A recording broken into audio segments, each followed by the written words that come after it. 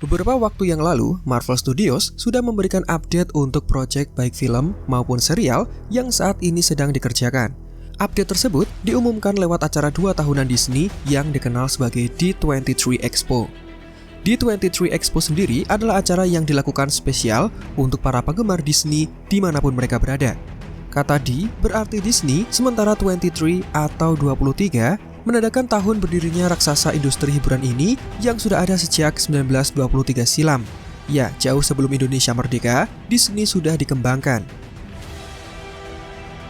Dan karena ini adalah acara dari Disney yang diadakan tiap 2 tahun sekali, maka isinya tentu segala hal yang berhubungan dengan Disney. Seperti film terbaru yang akan datang, serial, mainan, juga video game, dan semacamnya. Nah, karena Marvel sudah dibeli oleh Disney sejak 2009 lalu, maka jelas hal-hal yang berhubungan dengan Marvel Studios juga diumumkan dalam acara ini. Untuk itu, selamat datang di channel Marvel Indo, dan kita akan membahas alur lengkap pengumuman Marvel Studios dalam acara D23 Expo 2022. Kira-kira ada film atau serial apa saja yang diumumkan? Apakah ada satu proyek yang kalian tunggu-tunggu sedari lama? Nah, jika kalian penasaran, video ini mungkin bisa memuaskan rasa penasaran kalian. Tapi seperti biasa, buat kalian yang baru bergabung atau baru menemukan channel ini, silakan klik tombol subscribe dan nyalakan lonceng notifikasinya, agar kalian menjadi yang pertama tahu tiap kali kami memposting video terbaru. Jika sudah, berikut adalah video selengkapnya.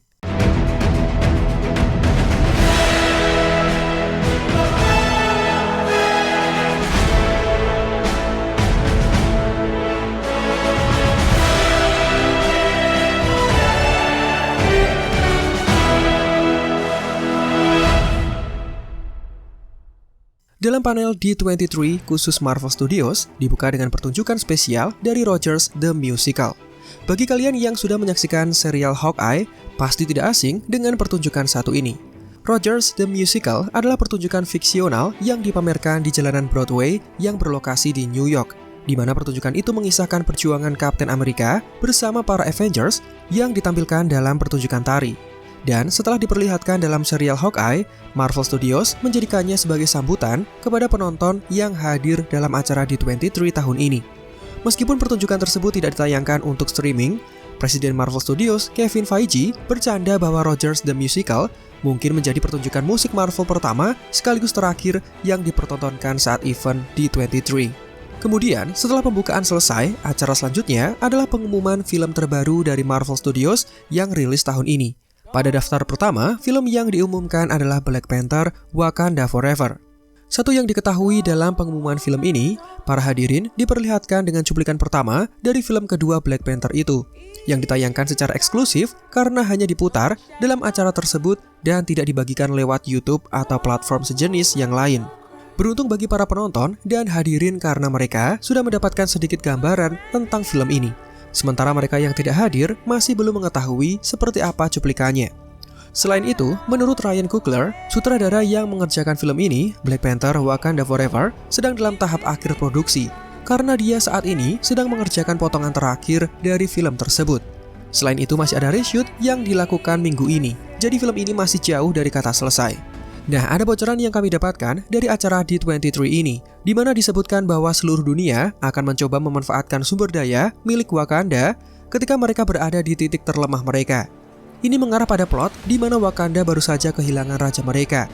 Posisi kepemimpinan masih kosong, namun negara mereka mendapatkan serangan dari sekelompok penjahat yang mengincar vibranium yang mereka miliki. Dari sini saja sudah tergambar betapa menyedihkannya film sequel ini. Kevin Feige bahkan menggambarkan Black Panther: Wakanda Forever sebagai hal terbesar yang pernah dilakukan Marvel Studios untuk film yang mereka buat.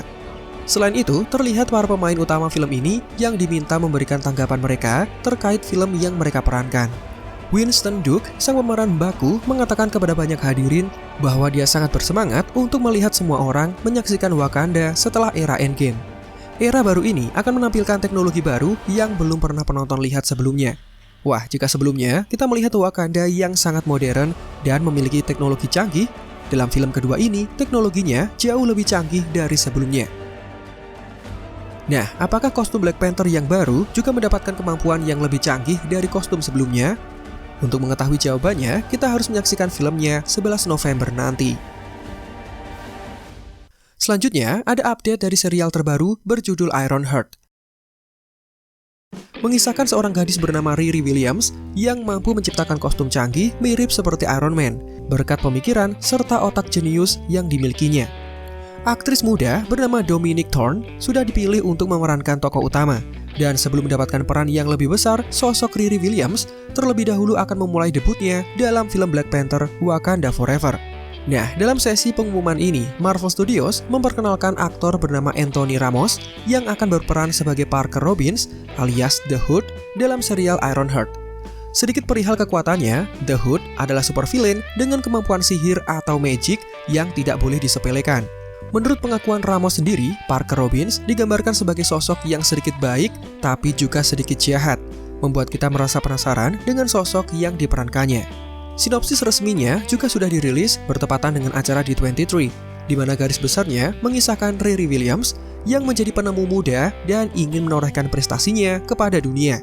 Dia bisa menciptakan kostum besi canggih namun masih butuh penyempurnaan. Selain itu, yang menarik adalah kalimat di mana serial Ironheart akan menggali dinamika antara teknologi versus sihir. Riri yang seorang ahli teknologi harus berhadapan dengan The Hood yang ahli sihir. Wah, siapa di antara kalian yang tertarik dengan kombinasi unsur teknologi melawan unsur sihir yang diperlihatkan dalam satu serial? Jelas, kalian tidak boleh melewatkan serial Ironheart yang dijadwalkan tayang tahun depan hanya di layanan streaming Disney Plus Hotstar. Kemudian, pengumuman selanjutnya membahas seputar film Ant-Man ketiga yang berjudul Ant-Man and the Wasp: Quantumania. Film ketiga dari franchise Ant-Man ini dipastikan menjadi film yang sangat berbeda dari dua film sebelumnya. Dari bocoran saja, kita sudah langsung paham bahwa sosok Kang the Conqueror dipastikan muncul dalam film ini, padahal dia menjadi Big Boss setelah Thanos dalam Avengers The Kang Dynasty. Sama seperti dengan proyek sebelumnya, para pemain dihadirkan dalam acara ini, juga ada pemutaran cuplikan trailer eksklusif terkait film Ant-Man ketiga, namun sampai detik ini, Marvel Studios masih menyembunyikannya dan tidak tersedia untuk online. Kami sudah mencari beberapa bocoran dan menurut sumber total film yang berkesempatan untuk mengikuti acara tersebut, seperti inilah deskripsi dari trailernya. Cuplikan tersebut memperlihatkan sejumlah adegan yang sebelumnya sudah pernah diperlihatkan dalam acara SDCC tahun ini, namun dengan sedikit adegan baru. Menurut sumber, adegan ini memperlihatkan Scott Lang yang berurusan dengan kehidupan selebritas. Dia makan siang dengan Jimmy Woo. Casey kemudian menunjukkan kepada ayahnya sebuah mesin yang mengirimkan sinyal ke alam kuantum. Janet menyuruh Casey untuk mematikannya, tapi kemudian mesin itu menyedot seluruh keluarga menuju Quantum Realm. Ada cuplikan Bill Murray, dan yang paling mengejutkan adalah penampakan Kang the Conqueror yang mengatakan kalimat tidak menyenangkan. Kang bertanya apakah Scott Lang adalah seorang Avengers, dan apakah dia sudah membunuh Scott Lang sebelumnya. Menandakan supervillain ini sudah beberapa kali membunuh varian Avengers dari realita lain. Selain itu, kembalinya sosok Randall Park sebagai Jimmy Woo menjadi bagian yang disukai oleh penggemar. Sosok polisi yang semula diminta mengawasi Scott Lang ketika menjalani tahanan rumah ini mendapatkan atensi yang cukup besar setelah keterlibatannya dalam serial WandaVision, di mana dia memilih berpihak kepada Monica, juga Darcy Lewis, dalam melawan pasukan SWORD yang dipimpin oleh Taylor Hayward yang semena-mena. Belum diketahui apakah porsi penampilannya sedikit atau lebih besar, yang jelas kehadirannya bisa semakin meramaikan film ketiga dari Ant-Man itu. Sekarang, kita hanya bisa bersabar dan menunggu sampai trailernya dirilis oleh Marvel Studios secara umum. Sepertinya, trailer akan tayang pada bulan Desember, mengingat film ini dijadwalkan rilis pada 17 Februari tahun depan. Kemudian, pengumuman selanjutnya ada satu tayangan khusus yang rilis spesial Halloween. Tayangan ini diberi judul Werewolf by Night. Sedikit tentang acara ini, nantinya akan mengisahkan seorang pria bernama Jack Russell yang jika di dalam komiknya dia adalah pria yang berasal dari Transylvania. Satu yang perlu diketahui, dia mendapatkan kutukan turun-temurun yang dikenal sebagai lycanthropy dari nenek moyangnya terdahulu, menjadikannya sosok manusia serigala, dan dengan tema seperti itu, serialnya pasti cocok jika ditayangkan saat Halloween. Trailernya bahkan sudah dirilis dengan tampilan hitam putih seperti film horor klasik khas 30 atau 40-an. Dan kalian akan melihat wanita bernama Elsa Bloodstone yang nantinya akan menjadi pemburu yang mengincar Jack Russell. Acara ini juga diramaikan dengan Man-Thing, monster rawa mengerikan yang saya yakin sebagian besar dari kalian sudah mengenalnya. Michael Giacchino yang terkenal menjadi komposer untuk film-film populer termasuk Doctor Strange dan Spider-Man dipilih menjadi sutradara untuk film ini. Selain itu, dikabarkan akan ada sedikit cameo dari sosok Blade, sang pemburu vampir. Wah, dari uraian di atas, kalian pasti merasa tertarik dengan Werewolf by Night ya? Namun kalian harus bersabar karena tayangan ini akan rilis sebentar lagi, tepatnya pada 7 Oktober nanti. Kemudian ada update dari serial Secret Invasion. Serial ini akan mengisahkan bagaimana jadinya jika ada sekawanan Skrulls yang jahat, yang pandai dalam berubah wujud, dan berkeinginan untuk menguasai bumi. Serial ini akan memberikan plot twist hebat karena kelak akan terungkap bahwa selama ini ada beberapa superhero yang ternyata adalah Skrulls yang sedang menyamar. Sebuah plot twist yang menyebabkan krisis kepercayaan satu sama lain karena bisa jadi ada Skrulls yang menyamar di antara para superhero. Nick Fury akan menjadi tokoh utama dalam serial ini dengan Talos yang berada di sampingnya sebagai rekan kepercayaan sekaligus pemimpin bagi Skrulls yang baik. Keduanya terakhir kali terlihat dalam post-credit Spider-Man Far From Home, di mana Talos menyamar menjadi Fury, sementara Fury yang asli sedang mempersiapkan suatu rencana di dalam kapal luar angkasa. Satu yang menarik dari serial Secret Invasion, serial ini akan memiliki tema spionase atau mata-mata dengan tone serius dan petualangan aksi. Membuat kami teringat dengan film Captain America The Winter Soldier yang disukai banyak penggemar film Marvel bernada serius.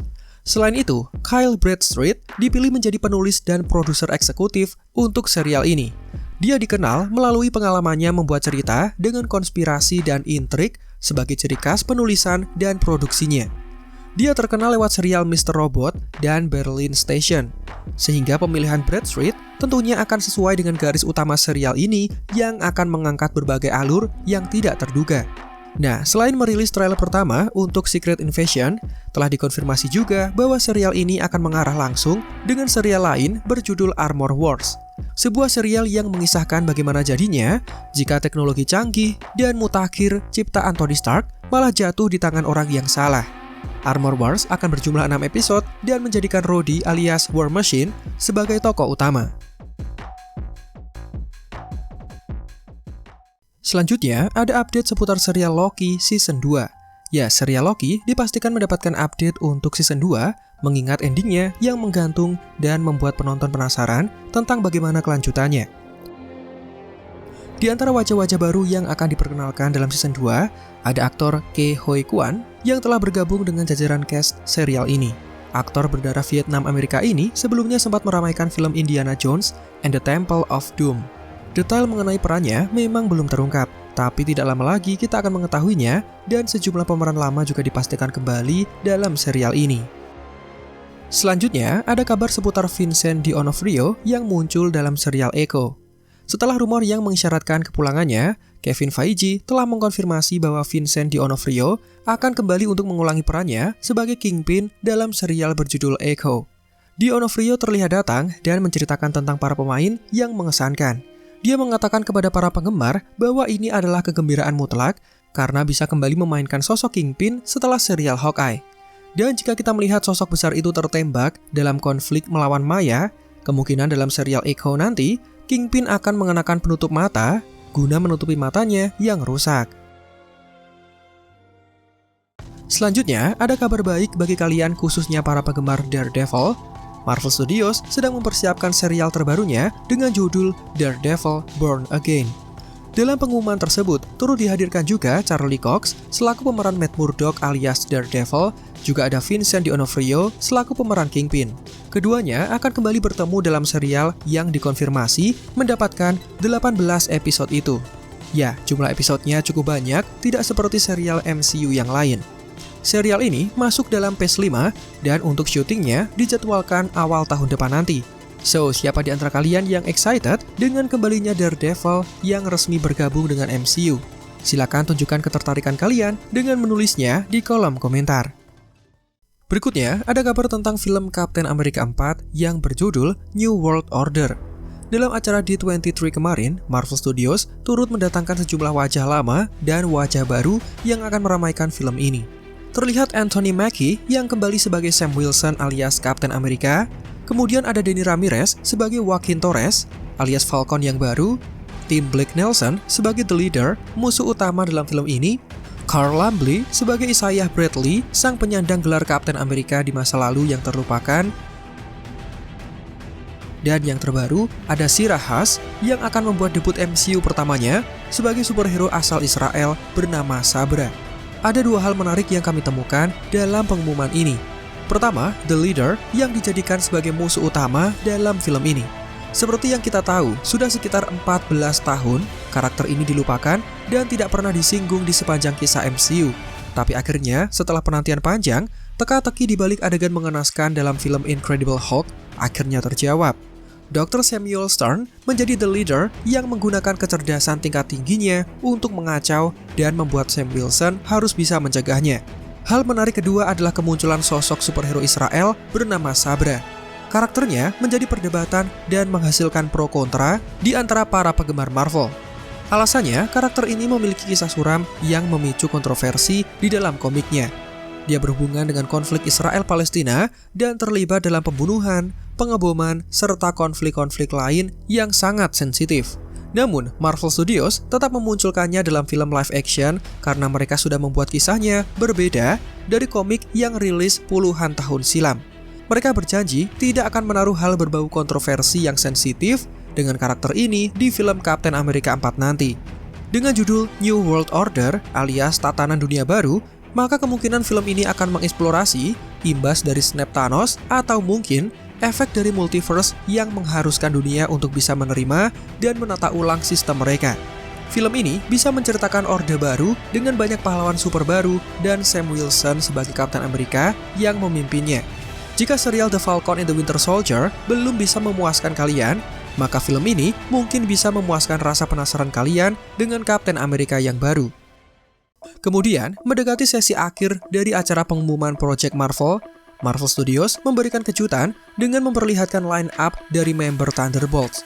Ya, seperti yang diumumkan dalam SDCC Phase 5 dari MCU, akan diramaikan dengan film Thunderbolt, sebuah tim yang berisikan super villain jika di dalam komik.